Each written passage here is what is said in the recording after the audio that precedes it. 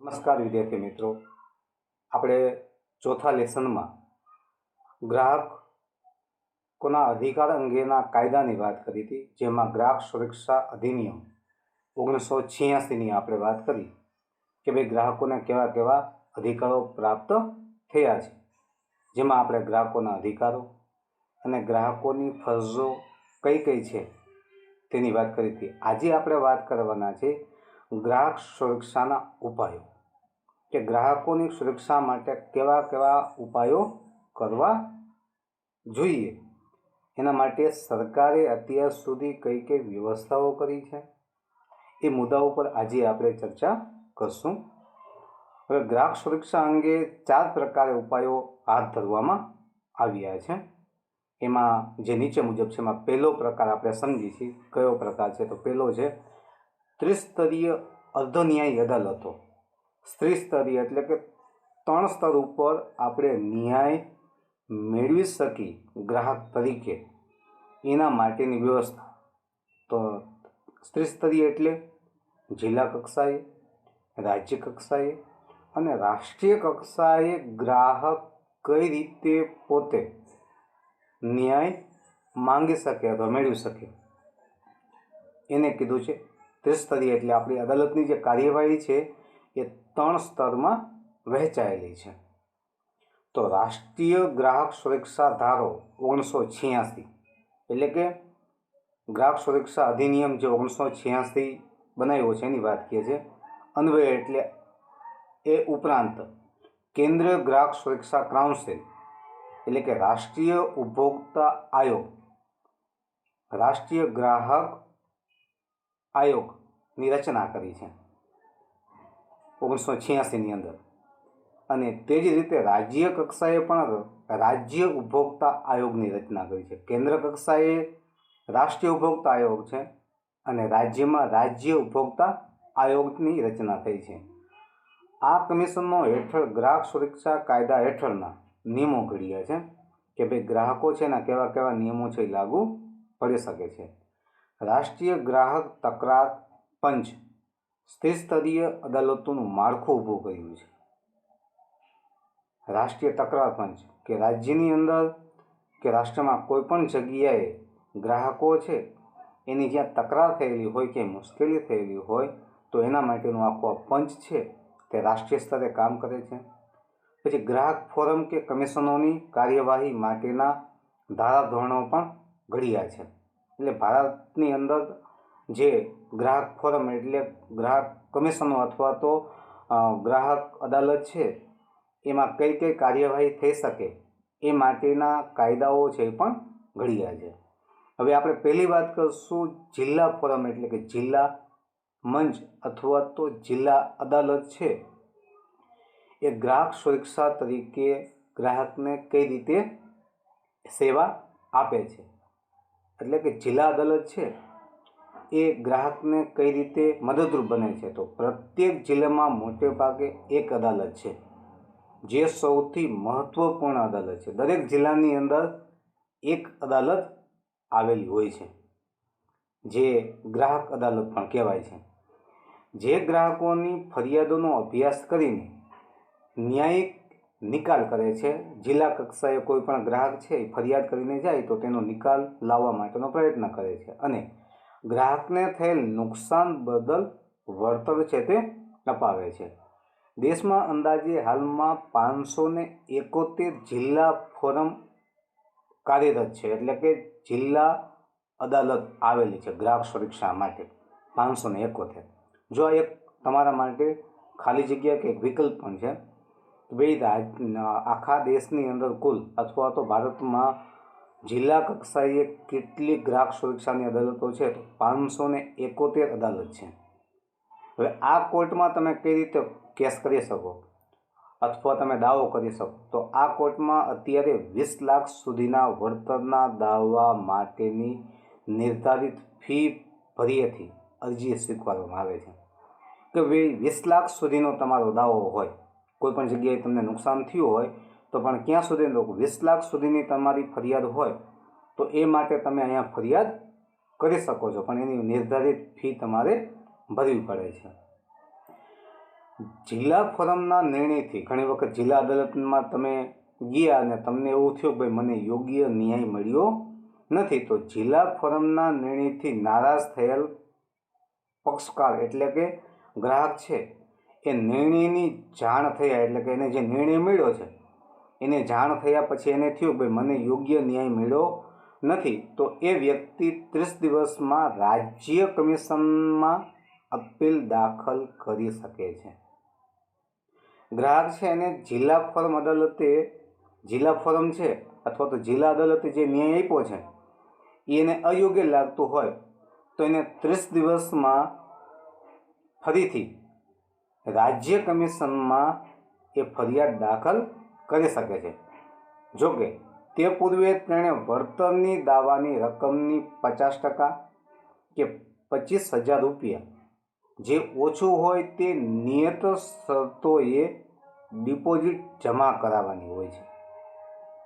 દાખલા તરીકે તમારે 1 લાખનો કેસ હોય તો સ્વાભાવિક છે કે તમે જે 50% રકમ 50,000 રૂપિયા થાય તો એનાથી ઓછું શું થાય તો ભાઈ એની ફી 25,000 રૂપિયા છે, તો 25,000 રૂપિયા અથવા તો નિયત શરતોમાં જે ડિપોઝિટ ભરવાની થતી હોય એ ભરી અને તમે રાજ્ય કમિશનમાં તમારી ફરિયાદ છે દાખલ કરી શકો છો. એટલે કે જિલ્લા અદાલતમાં તમને ન્યાય ન મળ્યો હોય તો તમે એ તમારા કેસને તેને જિલ્લા અદાલતમાંથી રાજ્ય અદાલતમાં લઈ જઈ શકો છો, પણ તમારે એની ફી છે એ ભરવી પડે છે. હવે રાજ્ય કમિશન અથવા તો રાજ્ય ફોરમ ગ્રાહક સુરક્ષા માટે કેવી રીતે કામગીરી કરે છે? દેશમાં અંદાજે હાલમાં 35 રાજ્ય ફોરમો કાર્યરત છે. આપણા દેશની અંદર 35 રાજ્ય કમિશનો નિર્ધારિત કરેલી છે અલગ અલગ જગ્યાએ. હવે અહીંયા તમે કેસ કેવો દાખલ કરી શકો છો તો ભાઈ 20 લાખથી 1 કરોડ રૂપિયા સુધીના વળતરની એટલે કે વળતર દાવાની રકમ માટેની ફરિયાદ નિર્ધારિત ફી ભર્યાથી દાખલ કરી શકો. જિલ્લા અદાલતમાં આપણે કેટલી ફરિયાદ કરી શકતા હતા તો કે ભાઈ આપણે 20 લાખ સુધીની તમારી રકમનો દાવો તમે જિલ્લા અદાલતમાં કરી શકો. જ્યારે રાજ્ય કમિશન અથવા તો રાજ્ય ફોરમમાં તમે કેવડો દાવો કરી શકો કે 20 લાખથી વધુ રકમ હોય અને 1 કરોડ સુધીની રકમનો દાવો હોય તો એ ફરિયાદ તમે રાજ્ય કમિશનમાં નિર્ધારિત એની જે ફી હોય એ ફી ભરી અને તમે ફરિયાદ છે એ કરી શકો છો. જિલ્લા ફોરમથી નારાજ થયેલ પક્ષકાર એટલે કોઈ પણ ગ્રાહક છે જિલ્લામાં એને યોગ્ય ન્યાય ન મળ્યો હોય તો એવો કોઈ પણ ગ્રાહક છે એના પક્ષકારને જે હુકમ મળ્યો છે ને 30 દિવસમાં ગોઠવાયેલ નમૂનામાં દાવાની રકમના 50% અથવા તો 35,000 રૂપિયા ડિપોઝિટ ભર્યાથી એ રાજ્ય કમિશનમાં એ પોતે અપીલ દાખલ કરી શકે છે. એટલે કે જેમ જિલ્લા અદાલતનો જે ગ્રાહક છે એ રાજ્ય કમિશનમાં જેમ ફરિયાદ કરી શકે છે એમ અહીંયા જો ત્રીજા વાક્યમાં કીધું કે જિલ્લા ફોરમથી નારાજ થયેલ એટલે કે રાજ્ય ફોરમમાં તમે અહીંયા શબ્દમાં ભૂલ છે, ખાસ પાઠ્યપુસ્તકમાં જોજો ખાસ તમારું કે રાજ્ય ફોરમથી નારાજ થયેલ કોઈ પણ ગ્રાહક એટલે કે પક્ષકાર છે એ 30 દિવસમાં નિયત નમૂનામાં અથવા દાવાની રકમ હોય એની 50% અથવા તો 35,000 રૂપિયાની ફી ભરી અને રાષ્ટ્રીય કમિશનમાં અપીલ કરી શકે છે એટલે કે ફરિયાદ કરી શકે છે. એટલે કે તમે તમારો દાવો છે 20 લાખથી 1 કરોડ સુધીનો હોય પણ તમને રાજ્ય કમિશનમાં એવું થયું હોય કે ભાઈ મને યોગ્ય ન્યાય મળ્યો નથી, તો એ ન્યાય માટે તમે જિલ્લા કમિશનમાંથી રાજ્ય કમિશનમાંથી તમે રાષ્ટ્રીય કમિશનમાં ફરિયાદ કરી શકો છો, પણ એના માટે તમારે નિર્ધારિત ફી ભરવી પડે છે. પછી ત્રીજી ફોરમ છે રાષ્ટ્રીય કમિશન અથવા તો રાષ્ટ્રીય ફોરમ. 1 કરોડથી વધુ રકમના દાવા અંગેની અરજીઓ તેની નિર્ધારિત ફી કોર્ટમાં ભર્યાથી અરજી દાખલ થઈ શકે છે. શું કહે છે કે તમારી 1 કરોડથી વધુ રકમનો દાવો હોય તો તમે રાજ્ય જે કમિશન છે એમાં જેમ કીધું કે ભાઈ 20 લાખથી માંડી અને 1 કરોડ સુધીનો દાવો તમે રાજ્ય કમિશનમાં કરો છો તો રાષ્ટ્રીય કમિશનમાં તમારે 1 કરોડથી વધુ રકમનો દાવો હોય તો તમે રાષ્ટ્રીય કમિશનમાં કરી શકો, પણ એની નિર્ધારિત ફી તમારે ભરવી પડે. હવે રાષ્ટ્રીય કમિશન છે એમાં 5 સભ્યોની બેન્ચ આ કમિશનના સભ્યો હોય છે. આમાં 5 મુખ્ય સભ્યો છે બેસે છે.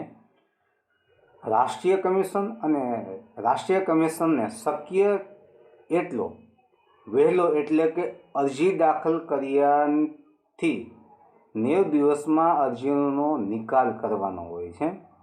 જો રાજ્ય ફોરમ અને રાષ્ટ્રીય ફોરમ બંને શક્ય તેટલો 90 દિવસની અંદર કોઈપણ ગ્રાહક છે એની ફરિયાદનો એને નિકાલ લાવવો પડે છે. એટલે રાષ્ટ્રીય કમિશનથી નારાજ થયેલ વ્યક્તિ કે પક્ષકાર આ કમિશનથી 30 દિવસમાં સુપ્રીમ કોર્ટ એટલે કે સર્વોચ્ચ અદાલતમાં નિર્ધારિત શરતોએ અપીલ દાખલ કરી શકે છે.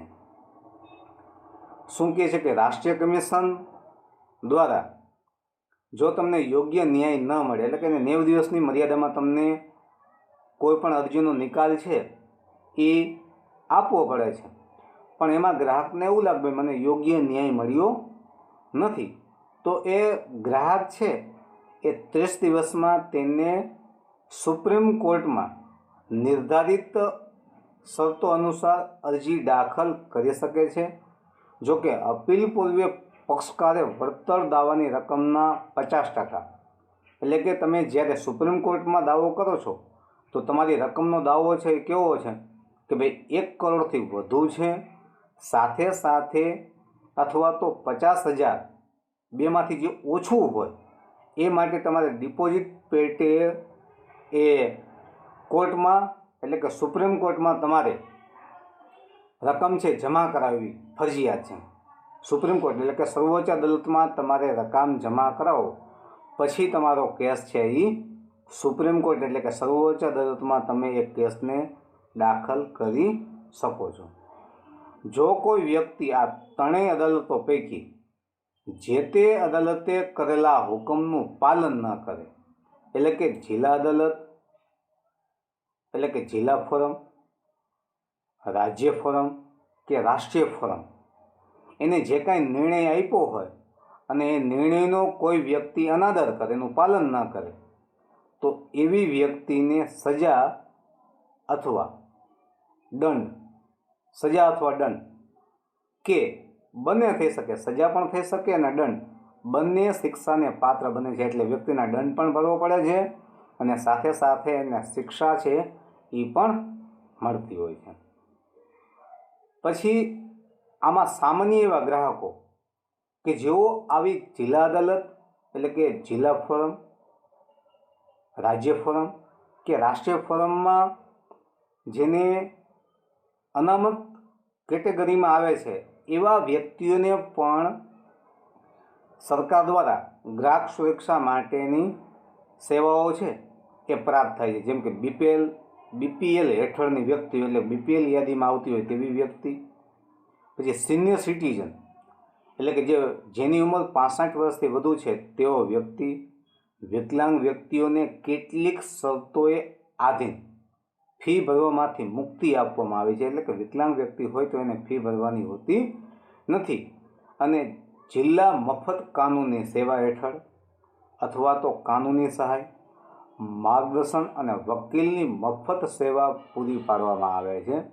કે જે લોકો માટે સરકારે અનામતની જોગવાઈ કરી છે તેવી વ્યક્તિઓ ગ્રાહક તરીકે સરકાર પાસે એ સહાય મેળવી શકે છે. એટલે કે પોતે સુરક્ષા મેળવવા માટે સરકારે તેને મફત સેવા પૂરી પાડી છે.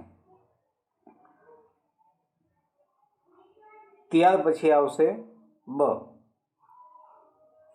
તો બ છે ગ્રાહક મંડળો અથવા તો ગ્રાહક સુરક્ષા પરિષદ. ગ્રાહક મંડળ શું છે? તો આ અધિનિયમ હેઠળ તાલુકા, જિલ્લા, રાજ્ય તથા રાષ્ટ્રીય કક્ષાએ સરકાર માન્ય પ્રાપ્ત ગ્રાહક મંડળો સ્થાપવામાં આવ્યા છે. કે સરકારે ગ્રાહક મંડળો સ્થાપવા માટેની મંજૂરી આપેલી છે કે ભાઈ તમે તાલુકામાં, જિલ્લામાં, રાજ્ય કક્ષાએ કે રાષ્ટ્રીય કક્ષાએ ગ્રાહક મંડળ બનાવી શકો છો. હવે આ ગ્રાહક મંડળો કે ગ્રાહક પરિષદો છે એ બિન રાજકીય કે બિન ધંધાકીય ધોરણે ગ્રાહકો દ્વારા સ્વૈચ્છિક રીતે રચાયેલા ગ્રાહક મંડળો છે. કેવા છે? સ્વૈચ્છિક છે. એમાં કોઈ પણ વ્યક્તિ છે એનો સભ્ય બની શકે છે. એ કોઈ રાજકીય સંસ્થા સાથે કે કોઈ બિઝનેસ સાથે જોડાયેલો હોતું નથી. આ મંડળ કેવું છે? સ્વતંત્ર, સ્વૈચ્છિક છે.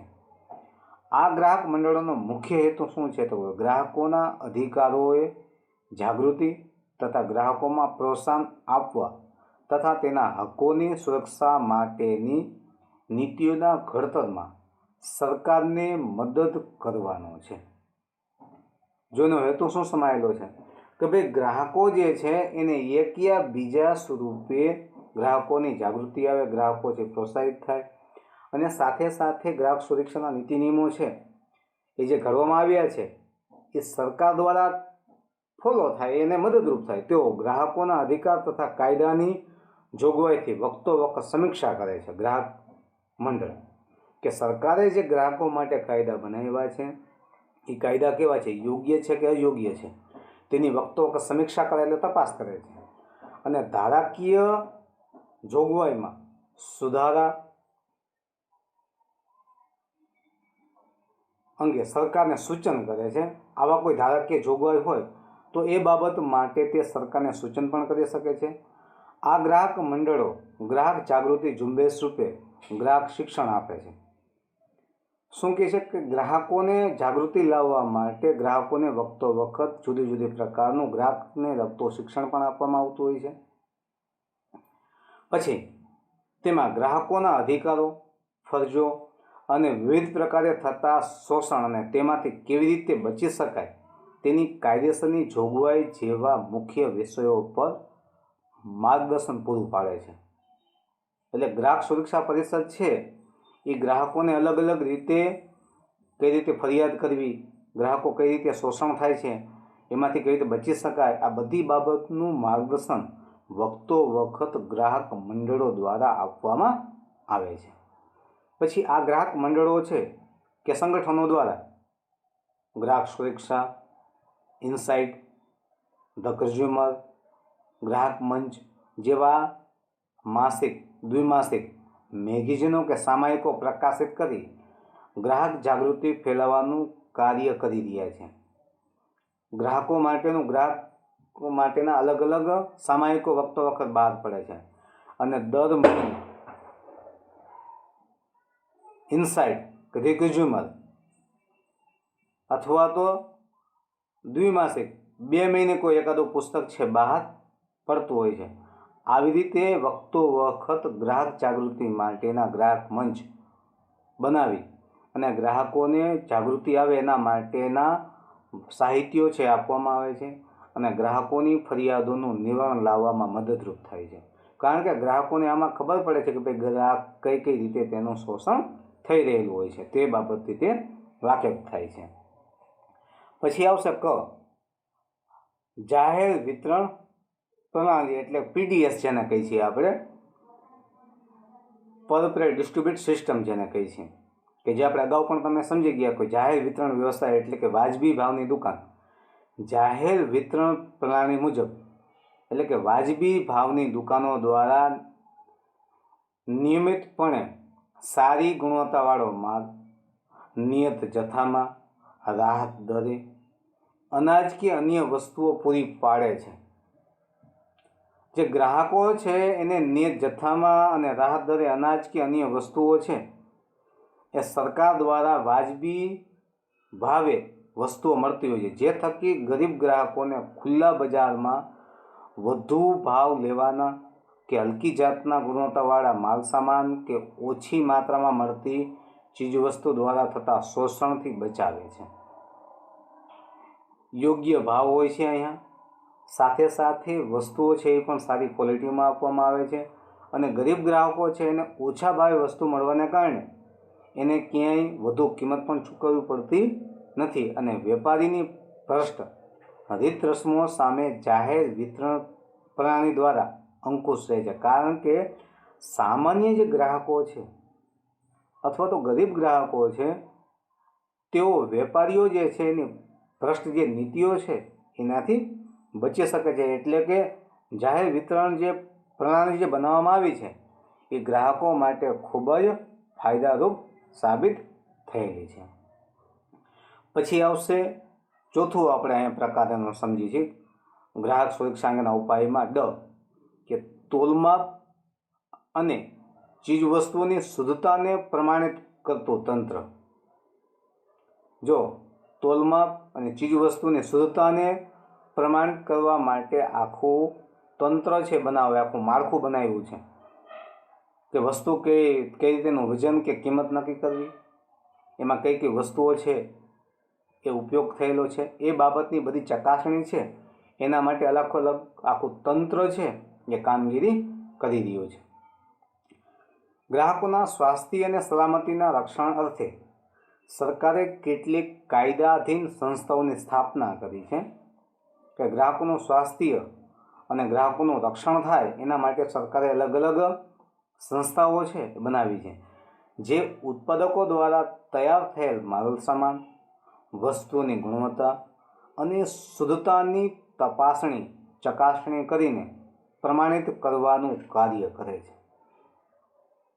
જો આ સંસ્થાનું કામ શું છે કે ભાઈ ઉત્પાદકો દ્વારા જે માલ સામાન કે વસ્તુની જે ગુણવત્તા છે એને પ્રાપ્ત થયેલી છે એ કેવી છે તે, પછી એની શુદ્ધતા છે એની તપાસ કરી આપે છે, એની ચકાસ કરે છે. આ બધું કામ છે આ સંસ્થાઓ કરે છે. જુદી જુદી આવી સંસ્થાઓ છે સરકાર દ્વારા ચલાવવામાં આવે છે. સરકારે ગુણવત્તાનું નિયમન કરવા માટે ઈસવીસન 1947માં ઇન્ડિયન સ્ટાન્ડર્ડ ઇન્સ્ટિટ્યૂટ એટલે કે ISI નામની સંસ્થા સ્થાપિત થઈ 1947માં. અહીં અંડરલાઇન કરજો. અને આ જે છે ISIનો પ્રશ્ન છે તમને 1 માર્કમાં પૂછી શકાય છે કે ભાઈ ભારત સરકારે કઈ સંસ્થા છે અથવા તો ગુણવત્તાનું માપન માટે કઈ સંસ્થા સ્થાપી છે, અથવા તો ઇન્ડિયન સ્ટાન્ડર્ડ ઇન્સ્ટિટ્યૂટનું કામગીરી શું છે, તો ભાઈ વસ્તુની ગુણવત્તાનું નિયમન કરવાનું કામ છે એ ISIનું છે. પછી ISI છે જે પાછળથી 1986માં એટલે કે ગ્રાહક સુરક્ષા અધિનિયમ 1986માં એનું નામ બદલાવી નાખ્યું. ISIનું એનું નામ બદલાવીને કહ્યું બ્યુરો ઓફ ઇન્ડિયન સ્ટાન્ડર્ડ્સ એટલે કે BIS નામ છે એ બદલાવવામાં આવ્યું, નામે ઓળખાય છે.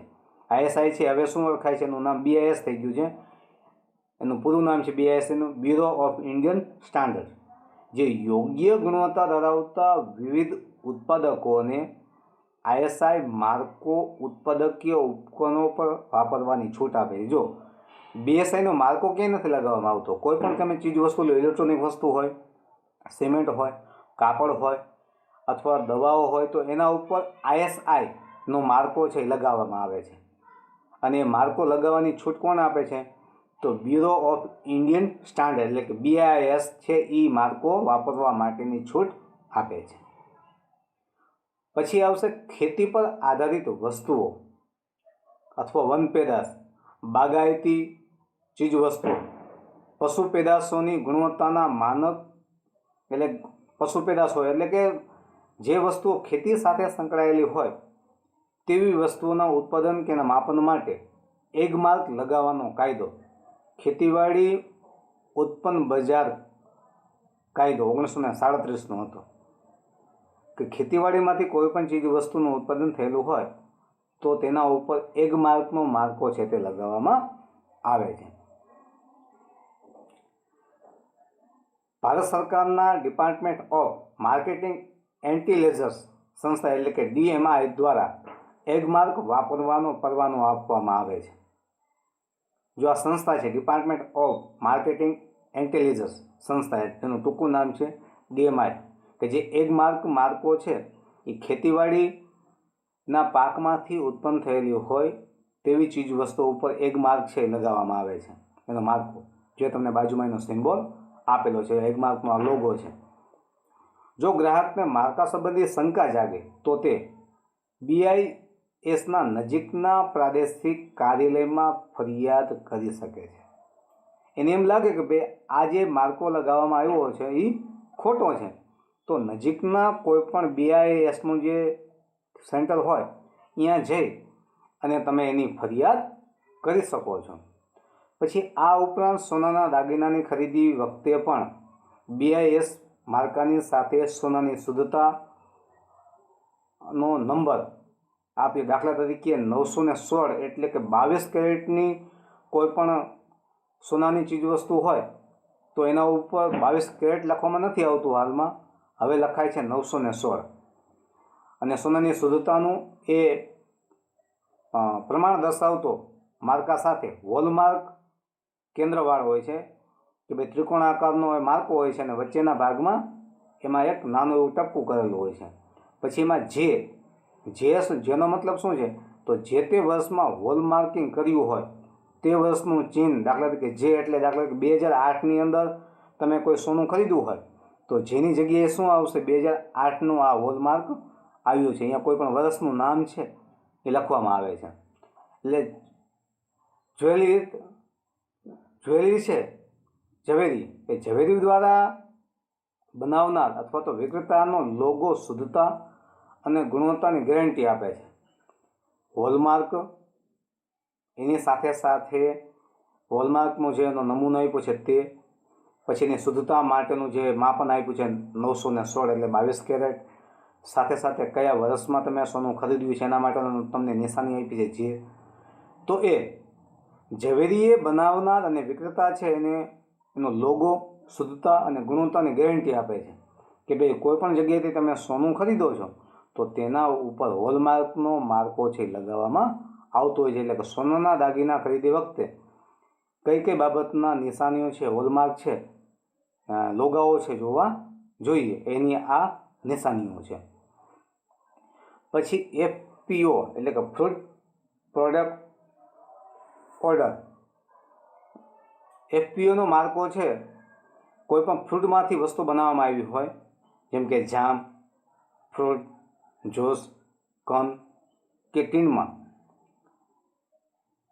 પેક કરેલા ફળો અને શાકભાજીના ઉત્પાદકો પર લગાવવામાં આવે છે. કે શાકભાજી અથવા તો ફળમાંથી કોઈ પણ ચીજ વસ્તુ જો બની હોય તો તેના ઉપર FPOનો માર્કો છે એ લગાવવામાં આવે છે. પછી આ ઉપરાંત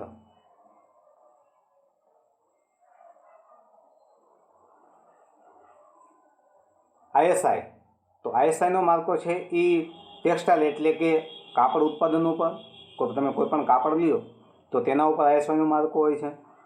પછી કીધું કે ભાઈ જંતુનાશક દવાઓ હોય તો તેના ઉપર, પછી કેમિકલ હોય રસાયણ હોય તેના ઉપર, રબર કે પ્લાસ્ટિકની બનાવટો, સિમેન્ટની ધાતુઓ અને ઇલેક્ટ્રોનિક ઉપકરણો પર આ માર્કો BSI દ્વારા અપાય એટલે કે લગાડવામાં આવે છે. પછી વૂલમાર્કનો માર્કો તમારા પાઠ્યપુસ્તકમાં આપેલું છે. જો અહીં તમને આગળના પેજમાં તમે જોયું વૂલમાર્કનો માર્કો કે ઊનની બનાવટો કે પોશાકને આપવામાં આવે છે કે જે ઊનમાંથી બનાવવામાં આવી હોય કોઈ પણ વસ્તુ તેના ઉપર વૂલમાર્કનો માર્કો લગાવવામાં આવે. પછી MPO એટલે કે મીટ પ્રોસેસિંગ ઓપ્ટિમાઇઝર એટલે કે માર્કો જે છે માંસ મટનની પેદાશ હોય તેમાંથી બનાવેલી હોય તો એ બનાવટ ઉપર આ માર્કો લગાવાય છે. અને એના ઉપર હાલમાં લાલ ચિહ્ન છે એ પણ મૂકવામાં આવે છે કે ભાઈ આમાં માંસ મટનનો ઉપયોગ થયેલો છે. પછી HACCP એટલે કે hazard analysis and critical control point. Marco પ્રક્રિયા દ્વારા તૈયાર કરેલ ખોરાકના ઉત્પાદનોને BSI દ્વારા અપાય છે. કે કોઈ પણ ચીજ વસ્તુ છે એ કોઈ પ્રક્રિયા દ્વારા તૈયાર થયેલી હોય કે જેમાં પ્રોસેસિંગ થયેલી હોય તો એના ઉપર HACCP એવો માર્કો છે એ લગાવેલો હોય છે, જેને hazard analysis and critical control point કહે છે. ત્યાર પછી આવશે ઇકો. આ તો ઇકો ફ્રેન્ડલી એટલે કે કોઈ માટીમાંથી બનાવવામાં આવતી વસ્તુ હોય અથવા તો જે કુદરતી પદાર્થોમાંથી જે વસ્તુ બનાવવામાં આવતી હોય એના ઉપર ECO એટલે કે ઇકો જેને કીધો છે. જેમ કે જેનો માર્કો સાબુ, ડિટર્જન્ટ, કાગળ, લુબ્રિકન્ટ ઓઇલ, પેકિંગ મટીરિયલ, રંગ રસાયણો, પાવડર, કોસ્ટિંગ, પછી બેટરી, સૌંદર્ય પ્રસાધનના સાધનો અને લાકડાને બદલે વપરાતી વસ્તુઓ, ચામડાની અને પ્લાસ્ટિકની બનાવટને ISI ઇન્ડિયન સ્ટાન્ડર્ડ બ્યુરો દ્વારા અપાય છે, જે BSI છે. એટલે કે BSI દ્વારા જે વસ્તુઓ તમે એનો ઉપયોગ કરો છો કે જે વસ્તુઓ પર્યાવરણ માટે નુકસાનકારક નથી, ભવિષ્યમાં તમે એનો ઉપયોગ કર્યા પછી વળી પાછી પર્યાવરણના જે સ્વરૂપમાં હતી એ સ્વરૂપમાં પાછી બદલાઈ શકતી હોય, બરાબર. એટલે કે અહીં જો કીધું કે ભાઈ પ્લાસ્ટિકનું બનાવટ છે તો એના ઉપર ISIનો માર્કો લગાવે છે. બાકીની તમામ વસ્તુઓ જે ભાઈ સાબુ છે, ડિટર્જન્ટ છે, કાગળ છે, લુબ્રિકન્ટ ઓઇલ હોય, પેકિંગ કરેલ મટીરિયલ હોય, તો એના ઉપર તમે એના પેકિંગમાં જે તમે ઉપયોગ કરો છો એ પેકિંગ કરેલી વસ્તુ જે છે એ ઇકો ફ્રેન્ડલીની હોવી જોઈએ, કે તમે એનો ઉપયોગ કર્યા પછી ફેંકો છો તો એ પાછું જે તે માટી સાથે ભળી જાય તેવી હોવી જોઈએ ને એના ઉપર માર્કો છે એ પણ ISIનો જ આપવામાં આવે છે ને એ માર્કો એને BIS દ્વારા મળતો હોય છે. હવે આપણે વાત કરશું આંતરરાષ્ટ્રીય કક્ષાએ જે માર્કાઓ બનાવવામાં આવ્યા છે. હવે આ જે માર્કાઓ છે એ માર્કા કઈ રીતે કામ કરે છે, તો આંતરરાષ્ટ્રીય સંસ્થાઓની આપણે વાત કરીએ અહીંયા. તો જો અહીં વિદ્યાર્થી મિત્રો કીધું કે ISO કે ભાઈ ઇન્ટરનેશનલ સ્ટાન્ડર્ડાઇઝેશન ઓર્ગેનાઇઝેશન, તો આંતરરાષ્ટ્રીય સંસ્થાઓ પણ છે કે જે વિશ્વ કક્ષાએ ચીજવસ્તુઓ છે જેની આપણે ફેરબદલી કરી છે. આંતરરાષ્ટ્રીય કક્ષાએ વસ્તુઓ છે એની લેવડ દેવડ થાય છે, તો તેના ઉપર જે માર્કા લગાવવામાં આવે છે તેના ઉપર કઈ કઈ રીતે એ કામ કરે છે. તો આંતરરાષ્ટ્રીય કક્ષાએ 2 આંતરરાષ્ટ્રીય સંગઠનો સ્ટાન્ડર્ડાઇઝેશન એટલે ગુણવત્તા માનકની કામગીરી કરે છે. હવે એમાં આપણે બેની વાત કરવાની છે, એક ISO અને બીજું છે CSE. તો પહેલાં આપણે ISOની વાત કરી. ISO એટલે કે ઇન્ટરનેશનલ સ્ટાન્ડર્ડાઇઝેશન ઓર્ગેનાઇઝેશન, આ એનું પૂરું નામ છે, જેનું મુખ્ય મથક જીનીવામાં છે, જેની સ્થાપના એટલે કે ISOની સ્થાપના છે 1947માં થઈ હતી. જ્યારે ISIની સ્થાપના થઈ ને તે સમયે જ આંતરરાષ્ટ્રીય કક્ષાએ ISOની સ્થાપના થઈ, જેનું કાર્ય આંતરરાષ્ટ્રીય સમજૂતી એટલે કે ISO 9000 આંતરરાષ્ટ્રીય ગુણવત્તાનું પ્રમાણપત્ર ઉત્પાદક એકમોને તથા સંસ્થાઓને આપવામાં આવે છે. જે ચીજવસ્તુઓ આંતરરાષ્ટ્રીય કક્ષાએ જેની હેરફેર થઈ શકતી હોય તો તેને આંતરરાષ્ટ્રીય કક્ષાએ આ ISO 9000 એવો માર્કો અપાય છે, એનું પ્રમાણપત્ર અપાય છે. અને અત્યારે ISO 14000 શ્રેણી પર્યાવરણ વ્યવસ્થાપન પદ્ધતિ માટે ઇન્ટરનેશનલ ઓર્ગેનાઇઝેશન દ્વારા અપાય છે. જો પર્યાવરણ વ્યવસ્થા પદ્ધતિ દ્વારા જે કોઈ વસ્તુ બનાવવામાં આવી હોય તો એને ISO છે એ 14000 અપાય છે, જે ઉચ્ચ ગુણવત્તા ધરાવતી ઓફિસો કે સંસ્થા હોવાનું પ્રમાણપત્ર છે.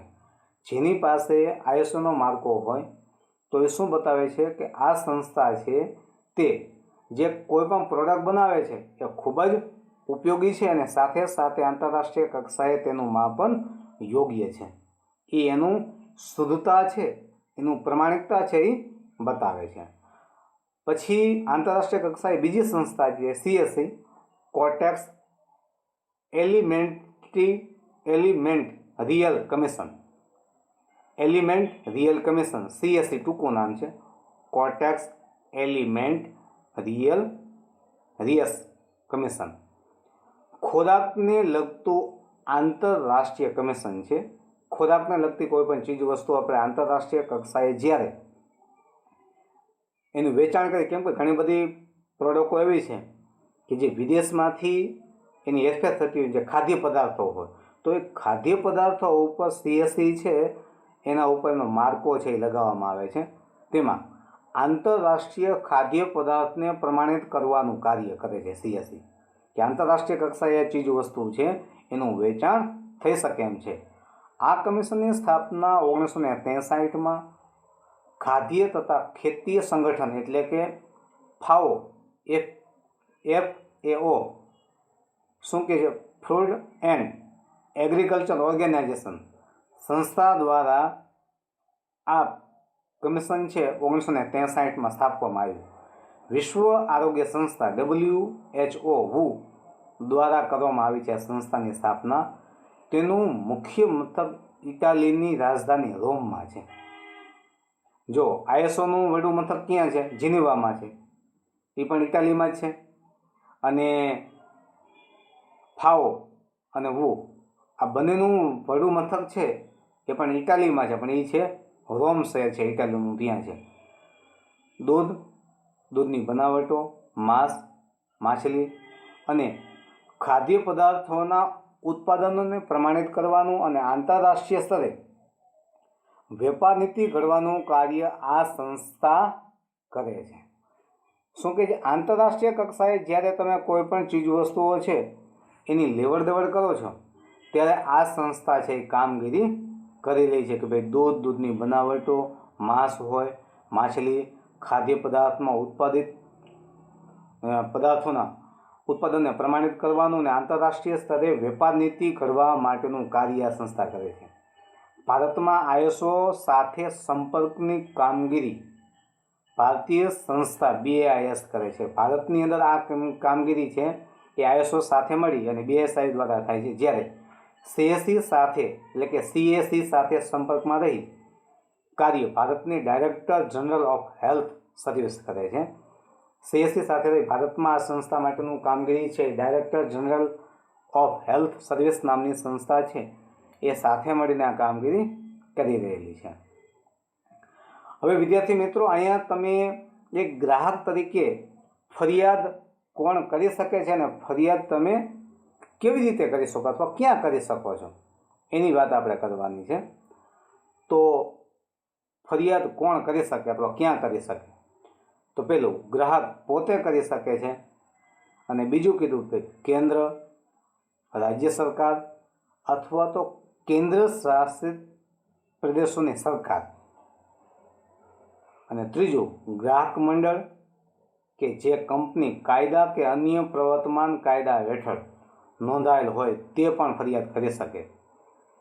અને ચોથું કહે છે કે એક કે તેથી વધુ ગ્રાહકો વતી પ્રતિનિધિત્વ સ્વરૂપે કોઈ ગ્રાહક કે જેમાં બધા ગ્રાહકોનું સમાન હિત હોય, એટલે ગ્રાહક મંડળોનું કોઈ પ્રતિનિધિત્વ હોય તો એ પ્રતિનિધિ છે એ પણ ફરિયાદ કરી શકે છે. અને પાંચમું કહે છે કોઈ માલ, ચીજવસ્તુ કે સેવા ખરીદનાર ગ્રાહકની સમિતિથી ઉપયોગ કરનાર કુટુંબનો કોઈ એક સભ્ય માલ કે સેવામાં ત્રુટિ કે ખામી બદલ થયેલ નુકસાન સામે ફરિયાદ થઈ શકે છે. એટલે 5 રીતે જો અહીંયા તમે ફરિયાદ કરી શકો છો. પેલું ગ્રાહક પોતે, બીજું કેન્દ્ર કે રાજ્ય સરકાર પોતે, અથવા કેન્દ્ર સરકાર કે અથવા કેન્દ્ર શાસિત સરકાર છે એ પણ ફરિયાદ કરી શકે છે. પછી ગ્રાહક મંડળ છે એ પણ ફરિયાદ કરી શકે છે, અથવા તો ગ્રાહક મંડળનો કોઈ પ્રતિનિધિ હોય તો એ પણ પોતે ફરિયાદ કરી શકે છે. અને એ ઉપરાંત જેને ચીજ વસ્તુ ખરીદી હોય એ એક કુટુંબનો કોઈ એક સભ્ય હોય ને તો એ પણ ફરિયાદ કરી શકે છે. એટલે 5 રીતે ફરિયાદ થઈ શકે છે. 5 રીતે ફરિયાદ દાખલ કરવાના તમને નમૂના આપ્યા છે. કોણ ફરિયાદ કરી શકે છે? તો આ 5 તમને જે પ્રકાર આપ્યા છે એ રીતે તમે ફરિયાદ, એટલી વ્યક્તિઓ ફરિયાદ કરી શકે. હવે તમે ફરિયાદ કઈ જગ્યાએ કરી શકો એની વાત કરીએ આપણે. તો ક્યાં ફરિયાદ કરવી? જો ઉત્પાદક કે વિક્રેતા ગ્રાહકની સાચી, યોગ્ય અને સ્પષ્ટ ફરિયાદનું કોઈ નિરાકરણ માટે પહેલ ન બતાવે, જો ઉત્પાદક કે વિક્રેતા છે એ ગ્રાહકની સાચી અને યોગ્ય સ્પષ્ટ ફરિયાદનું નિવારણ ન આપે અથવા પહેલ ન બતાવે કે તૈયારી ન બતાવે, ત્યારે ભોગ બનનાર ગ્રાહક કે તેના કુટુંબના સભ્યો દ્વારા સ્થાનિક જિલ્લા ફોરમ, રાજ્ય કમિશન, રાષ્ટ્રીય કમિશનમાં કેસ કરીને સ્થાનિક પુરવઠા કચેરી, તોલમાપ વિજ્ઞાન અને ગ્રાહક કચેરી, ગ્રાહક મંડળો અને કલેક્ટર કચેરીમાં ફરિયાદ કરી શકે છે.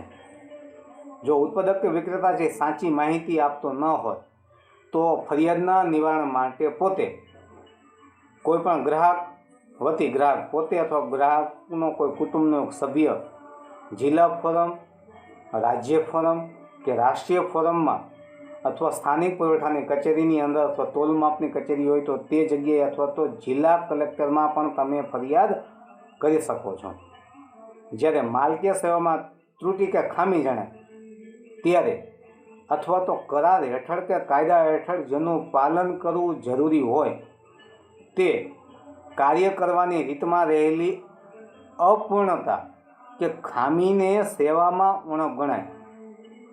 જો એને એવું લાગે ભાઈ પોતાને જે માલ પ્રાપ્ત થયેલો છે એમાં કાંઈ ખામી છે, એવા કરાર હેઠળ એ કાયદાનું પાલન કરવું જરૂરી છે, તો ખામીમાં કોઈ ઉણપ જણાતી હોય તો તેવા સમય દરમિયાન એ પોતે ફરિયાદ કરી શકે છે. આમ વસ્તુની ગુણવત્તા, પ્રકાર અને શુદ્ધતા અને વજન સંબંધી ઘટ કે ઉણપ બદલ ગ્રાહક ફરિયાદ કરી શકે છે. જો વસ્તુની ગુણવત્તા, પ્રકાર કે શુદ્ધતા કે વજનમાં વધઘટ હોય તો એ સમય દરમિયાન પણ ગ્રાહક છે ફરિયાદ કરી શકતો હોય છે. હવે ફરિયાદ કઈ રીતે કરવી તેની આપણે વાત અહીંયા કરશું કે તમે ફરિયાદ કઈ રીતે કરી શકો છો. તો પહેલું કે ફરિયાદની અરજી સરળ, સ્પષ્ટ અને સાદી સરળ ભાષામાં ટાઈપ કરીને પણ તમે ફરિયાદ કરી શકો, અથવા તો હસ્તાક્ષર એટલે હાથેથી લખીને પણ તમે ફરિયાદ કરી શકો છો, અથવા તો ઈમેલથી પણ તમે ફરિયાદ કરી શકો છો. ને જો કોર્ટમાં વકીલ મારફતે પણ તમે કેસ કરાવો ત્યારે સોગંદનામું કરાવવું પડે છે. એટલે આટલે અલગ અલગ રીતે તમે ફરિયાદ કરી શકો છો. અરજીમાં અરજદારનું નામ, સરનામું અને સંપર્ક નંબર હોવો જોઈએ. એટલે કે મોબાઈલ નંબર લખેલો મોબાઈલ નંબર હોવો જોઈએ, જેના કારણે મોબાઈલ નંબર તમારો લખેલો હોય તો જ્યારે કોઈપણ અદાલતમાં તમારો કેસ છે એ દાખલ થાય તો તમને ફોન કરીને બોલાવી શકાય છે. પછી બીજું, ફરિયાદનું વિગતપૂર્ણ વર્ણન અને ફરિયાદ માટેના કારણો સ્પષ્ટ લખવા. તમે શેના માટે ફરિયાદ કરો છો એનું વર્ણન હોવું જોઈએ અને એનું કારણ શું છે બતાવવું જોઈએ. આરોપ સંદર્ભે જે કોઈ આધાર પુરાવા કે દસ્તાવેજો હોય તેની પ્રમાણિત નકલો મેળવવી અને ક્યારેય પણ પુરાવા આપવા નહીં. શું કે નહીં, નકલ આપવાની પણ પ્રમાણિત કરેલું, પણ અસલ પ્રમાણપત્રો ક્યારે આપવા નહીં. પછી બિલની કાચી કે પાકી રસીદો, અને જો પેમેન્ટ ચેકથી કર્યું હોય તો તેની વિગત પણ તમે તેમાં નોંધાવી શકો છો. પછી કહે છે કે ભાઈ પાંચમું, વિક્રેતાએ કરેલી શરતો અને જાહેર ખબરની નકલ, ગેરંટી કે વોરંટી કાર્ડ કે પેમ્પલેટ કે પ્રોસ્પેક્ટની નકલ મેળવવી. તમને કોઈ પેમ્પલેટ મળ્યું હોય અથવા તો એને પ્રોડક્ટ માટેની કોઈ અલગથી પેમ્પલેટ બનાવ્યું હોય તો એની નકલ પણ તમે તેમાં જોડી શકો છો. પછી અરજી સાથે માંગેલ વળતરના દાવાની રકમ અનુસાર નિયમ મુજબ ફી ભર્યેથી જે તે ગ્રાહક ફોરમમાં એટલે કે કોર્ટમાં તમે ફરિયાદ છે દાખલ કરી શકો છો કે ભાઈ તમારી દાવાની રકમ કેટલા રૂપિયાની છે તે અનુસાર. પછી ગ્રાહક ફરિયાદ થવાનું કારણ ઉદ્ભવે તો તેના 2 વર્ષમાં ફરિયાદ દાખલ કરી શકે. એને ગ્રાહક છે એને 2 વર્ષ સુધીની અંદર ગમે ત્યારે ફરિયાદ કરવા સુધીની છૂટ મળેલી હોય છે. કોઈપણ ગ્રાહક સંબંધી ફરિયાદ કરવા કે કાયદા અંગે વિશેષ માહિતી મેળવવા કે માર્ગદર્શન માટે ગુજરાત રાજ્યની હેલ્પલાઇન ટોલ ફ્રી નંબર આપ્યો છે ગુજરાત સરકારે કે 1800-233-0222, અને રાષ્ટ્રીય કક્ષાએ પણ તમે ગ્રાહક સુરક્ષા માટે હેલ્પલાઇન નંબર આપેલો છે રાષ્ટ્રીય કક્ષાએ 1811-4000 ઉપરથી માહિતી મેળવી શકો છો અને માર્ગદર્શન મેળવી શકો છો. બરાબર વિદ્યાર્થી મિત્રો, આજે આપણે ગ્રાહકોની સુરક્ષા માટેના ઉપાયોની વાત કરી, જે ઉપરાંત એમાં એના મુખ્ય 4 પ્રકારોની વાત કરી કે ગ્રાહક કઈ કઈ રીતે પોતે એના ઉપાયોથી બચી શકે છે. એમાં જુદી જુદી અદાલતની વાત કરી, જિલ્લા ફોરમ, રાજ્ય ફોરમ અને રાષ્ટ્રીય ફોરમની વાત કરી, સાથે સાથે આંતરરાષ્ટ્રીય સંસ્થાઓની વાત કરી. પછી તમે ફરિયાદ છે એ કોણ કરી શકે છે અને ક્યાં કરી શકે તેની વાત કરી, અને સાથે સાથે ફરિયાદ કેવી રીતે કરવી તેની વાત કરી. બરાબર, આ તમામ મુદ્દાઓ છે ધ્યાનથી જોજો અને તેને ફોલો કરજો. આ વિડીયો છે ને વ્યવસ્થિત જોજો એમાં કોઈ જગ્યાએ તમને ન સમજાય તો વ્યક્તિગત તમે મને પૂછી શકો છો. બરાબર વિદ્યાર્થી મિત્રો. અને સાથે સાથે આ જે સ્વાધ્યાય આપણે આજે જે પાઠ પૂરો કર્યો ભાઈ ગ્રાહકો અંગેનો, તો એના સ્વાધ્યાયના પ્રશ્નો છે એ તમારી FBમાં નોંધ કરી લેજો અને FB છે એ પૂર્ણ કરજો. બરાબર. સાથે સાથે આ વિડીયો છે ને લાઈક કરજો અને શેર કરજો. અસ્તુ. ધન્યવાદ.